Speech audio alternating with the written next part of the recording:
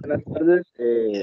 A nuestro grupo nos correspondió la exposición de funciones del pulmón no respiratorias. El grupo está conformado por Karen Juliet Rojas, Emanuel Esteban Hoyos, Sebastián Duzán y mi persona, Jorlen Heredia. Bien, ¿cuáles son las funciones no respiratorias del pulmón? Encontramos tres, las cuales son el mecanismo de defensa del aparato respiratorio, intercambio pulmonal de líquidos y funciones metabólicas del pulmón.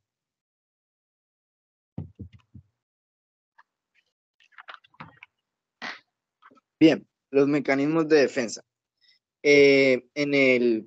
Como sabemos, pues en el aire se encuentran demasiadas partículas juntas. Algunas de estas partículas pueden ser dañinas en el cuerpo del animal, como ya sean de origen animal o vegetal, bacterias, virus, alérgenos como las esporas y el polen, y otros agentes como las endotoxinas. Esto, como ya lo mencioné anteriormente, puede generar enfermedades crónicas en el animal como la neumonía, la pleuritis u otras enfermedades respiratorias. Para esto, el cuerpo del animal tiene dos defensas, las cuales son las defensas inespecíficas y las defensas específicas, que estas funcionan al momento de que estas partículas ingresen al cuerpo del animal. ¿En qué consiste la defensa inespecífica? La defensa inespecífica consiste en una respuesta o en una inmunidad innata, la cual es cuando un agente, un patógeno, una partícula dañina ingresa al cuerpo de un solo, es eliminada o se deposita en algún lugar para que ella muera. Las que podemos encontrar en las vías respiratorias son el sistema mucociliar, la tos, las células fagocitorias y que están presentes en los alvéolos y unos receptores de tipo TOL que son los que identifican las bacterias y los virus. Y las defensas específicas ya van más en base al sistema inmunitario, que estas son mucho más lentas que las defensas inespecíficas, tienen que demorarse un par de días para que ellas ataquen las bacterias o los patógenos, y lo que hacen ellas es que generan una memoria inmunitaria, la cual protege al animal de ese patógeno al momento de que, digamos, ingresa esa partícula otra vez al cuerpo, ya el cuerpo sabe cómo defenderse de esa bacteria o de esa partícula. El animal puede tener o puede verse afectado estas defensas cuando está en momentos de estrés o cuando está estabulado o cuando o lo transportan. ¿Por qué? Por ejemplo, porque en el momento de estar estabulado, la atmósfera es mucho más comprimida y puede que haya muchas más partículas dañinas en esa atmósfera y el animal respire más partículas dañinas. Bien, entonces los depósitos de las partículas. Las partículas cada partícula tiene un depósito en el sistema respiratorio. Antes de abordar este tema, quiero explicarles que hay dos tipos de partículas, las cuales son las partículas inhalables y las partículas respirables. Las partículas inhalables son las que son inferior a 10 micras de diámetro, y las inhalables son menor a 2.5 micras. Ya sabiendo esto, sabemos que hay tres tipos de depósitos de partículas, las cuales son inercia del impacto, que estas se encuentran las partículas que son superiores a 5 micras, ya que ellas tienen una velocidad, por su elevada velocidad, no permiten girar en las ramificaciones y en las curvaturas del aparato respiratorio, y entonces se quedan en un punto de impacto en las acumulaciones del tejido linfoide, como son las amígdalas, el tejido linfoide de los bronquios, donde ahí se genera una respuesta inmunitaria para eliminar dichas partículas que son superiores a 5 micras. La sedimentación se da con las partículas de 1 a 5 micras. Estas tienen una velocidad menor a las que se depositan por inercia del impacto y pueden llegar un poquito más profundo al pulmón. Y las de difusión, que son de 0,1 micras, ya estas llegan a los alvéolos y son expulsadas por la aspiración. Algo a tener en cuenta es que el patrón respiratorio tiene dos tipos, los cuales son la respiración lenta y la respiración rápida. La respiración lenta es el aumento de depósitos de partículas a lo más profundo del pulmón. Y la respiración rápida es el aumento de depósito por inercia de las vías respiratorias a mayor diámetro. También algo que quiero decirles es que los depósitos de partícula de difusión es un claro ejemplo, son los fármacos que van por vías inhalatorias que tienen que ser partículas muy pequeñas para que ellas ingresen a las vías respiratorias y se permanezcan en el pulmón.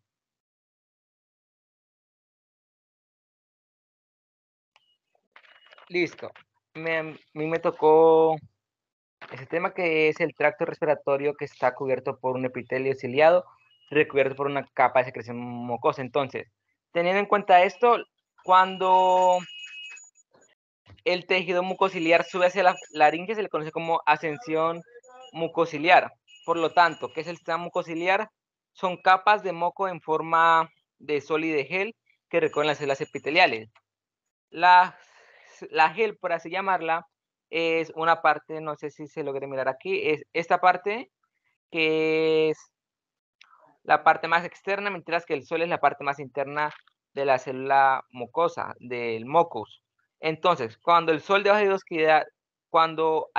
baja viscosidad, se agitan los cilios, por lo tanto bañan la superficie de las células epiteliales, donde cuando los cilios suben, llegan a la capa superior más viscosa, que es la gel, donde atrapan las partículas que han sido inhaladas, que las impulsan a través de la cavidad nasal o la capa, la cavidad, la cavidad torácica para expulsarlas. Por lo tanto, el árbol tráqueo bronquial es, por lo tanto, el árbol tráqueo bronquial es superior a la tráquea, por lo que debe moverse el moco a velocidades diferentes para asimismo evitar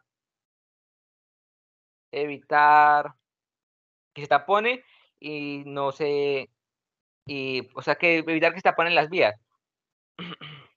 Por lo tanto, la frecuencia de movimientos es diferente en bronquios y en bronquiolos. Hay que recalcar aquí que la gravedad es un sistema muy importante para este, para este movimiento, puesto que le es más fácil si un caballo, pongamos un ejemplo, si un caballo puede mover la cabeza hacia abajo, va a ser mucho más fácil que que, que libere esta capa, estas partículas inhaladas. Por lo tanto, los viajes de largas distancias de animales, como pueden ser los caballos, que no se les deja una libertad de mover la cabeza, son más frecuentes a enfermedades respiratorias, puede ser una gripa, entre otras. Son más propensos a desarrollar estas enfermedades. Bueno, una aclaración. Los bronquiolos tienen células de claras ciliadas que originan el líquido que recubre las vías respiratorias, donde las vías respiratorias de mayor diámetro son las encargadas de producir el moco.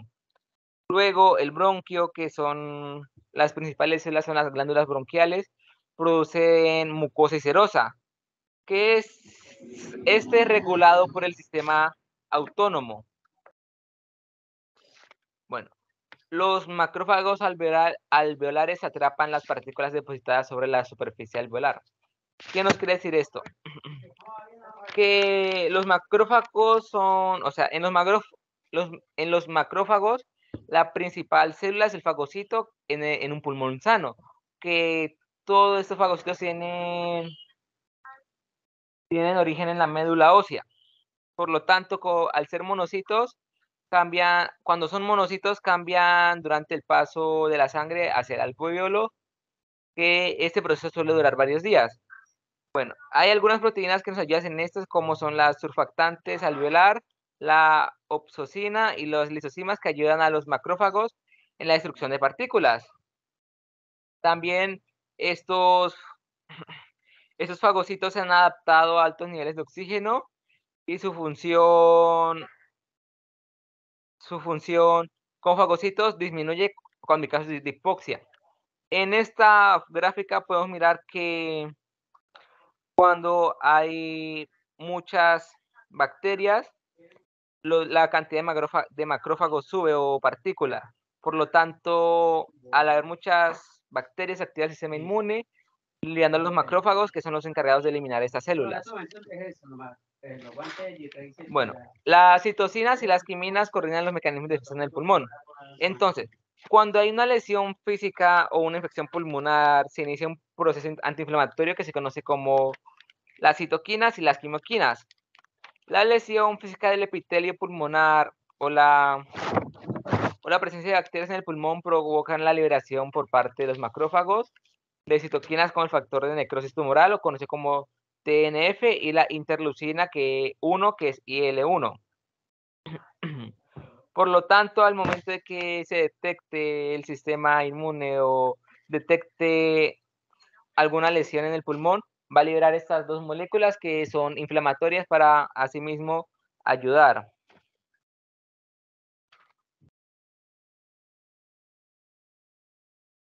Bueno, el segundo tema es el intercambio pulmonar de líquidos. En el pulmón produce linfa.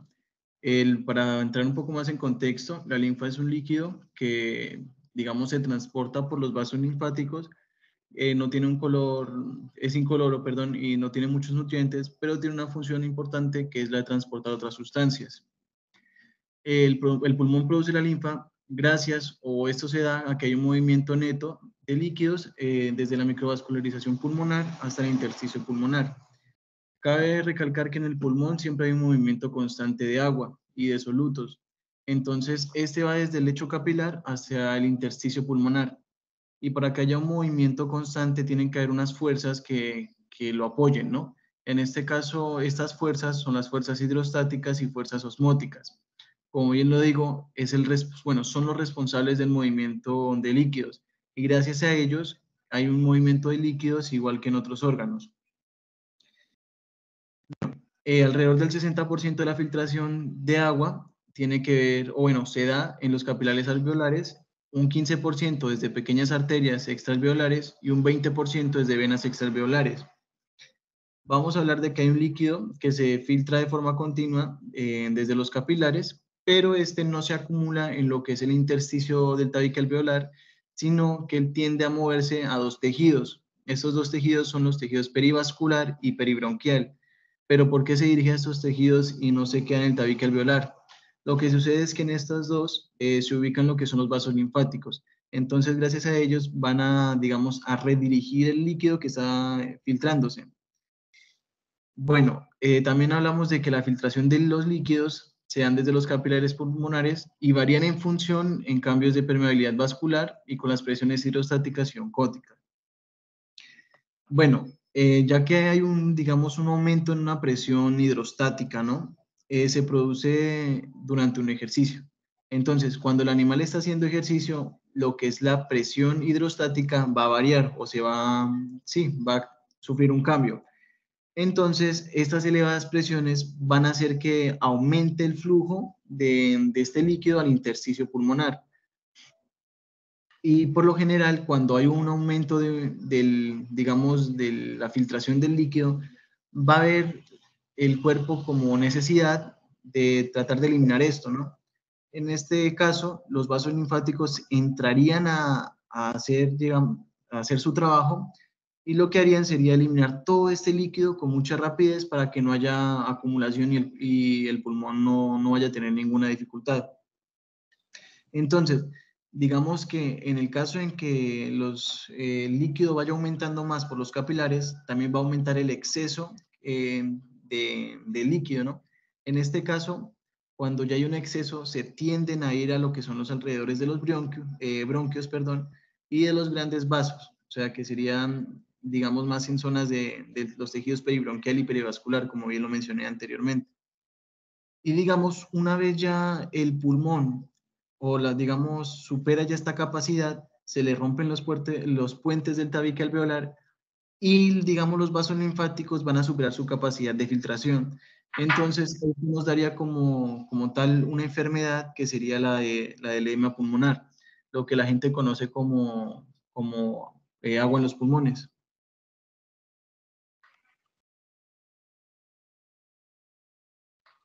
Bueno, vamos a hablar de la otra función, que es el líquido pleural, que se origina por filtración desde los capilares de la pleura parietal y lo reabsorben los estomas que se conectan con el sistema linfático.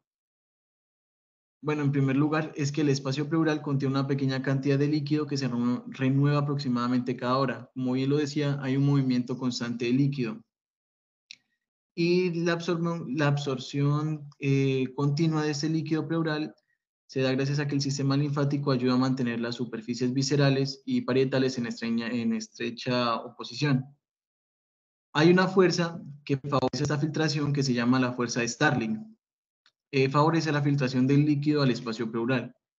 Digamos que en condiciones normales, en condiciones de reposo o que el animal no presente ninguna enfermedad, este líquido entraría al espacio pleural por filtración desde los capilares de la pleura parietal y esto, ya que habría un líquido, lo tiene que filtrar o eliminar los vasos linfáticos que comunican directamente al espacio pleural a través de unos pequeños orificios que se llaman estomas y esos están ubicados en la pleura parietal de los pulmones. Entonces, la densidad de los estomas es especialmente alta en la parte tendinosa del diafragma y en el lado mediastínico de la cavidad pleural.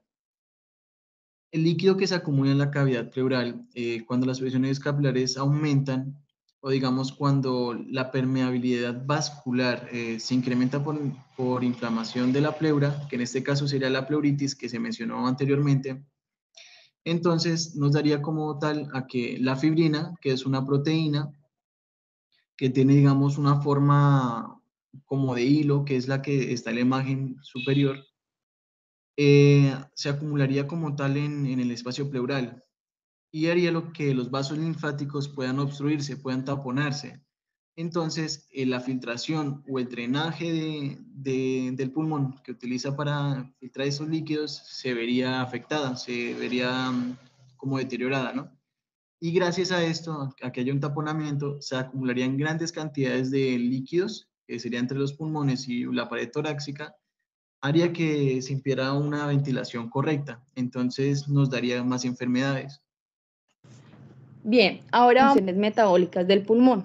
Acá nos vamos a enfatizar más que todo en la parte de la eliminación de las hormonas y toxinas presentes en la sangre. Sebastián, devuélvase. Más. Ahí. Como todos sabemos, la función principal del pulmón es el intercambio gaseoso. Sin embargo, el pulmón cumple funciones no relacionadas con la respiración.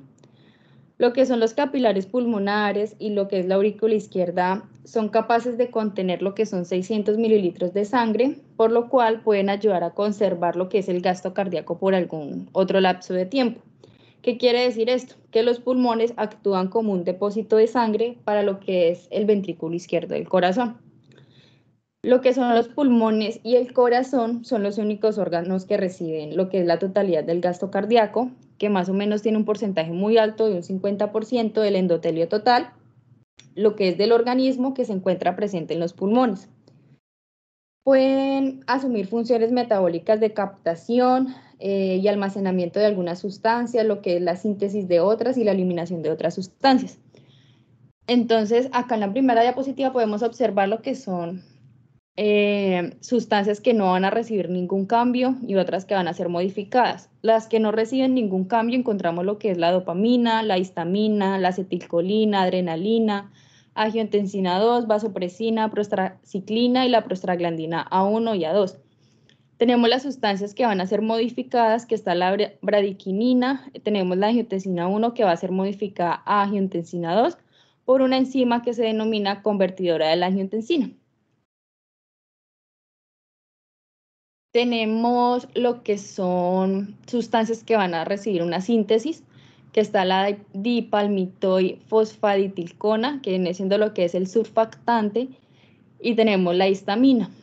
Y ya tenemos lo que son presentes las sustancias que van a ser eliminadas, que tenemos la serotonina, los leucotrienos, la bradiquinina en un 80%, la noradrenalina en un 30% y la prostaglandina E1 y E2. Ahorita vamos a hablar de las funciones metabólicas del pulmón. Acá encontramos lo que es el surfactante pulmonar.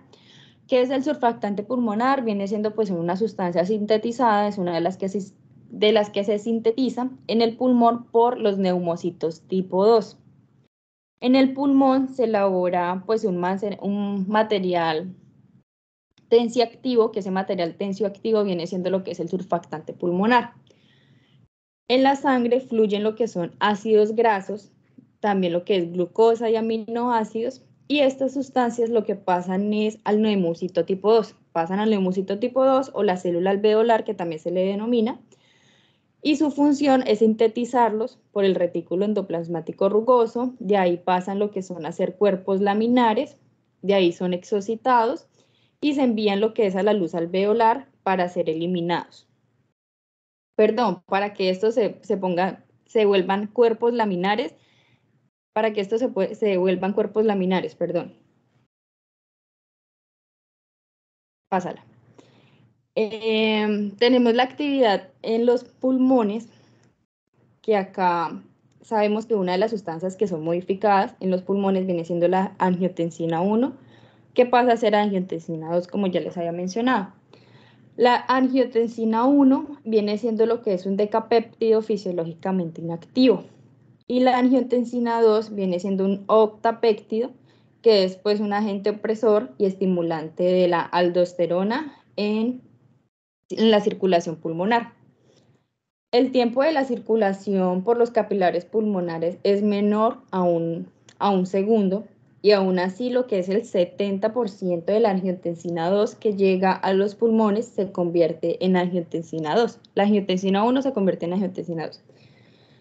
Y pues estas dos se convierten pues gracias a la enzima que ya les había mencionado, que es la enzima convertidora de angiotensina.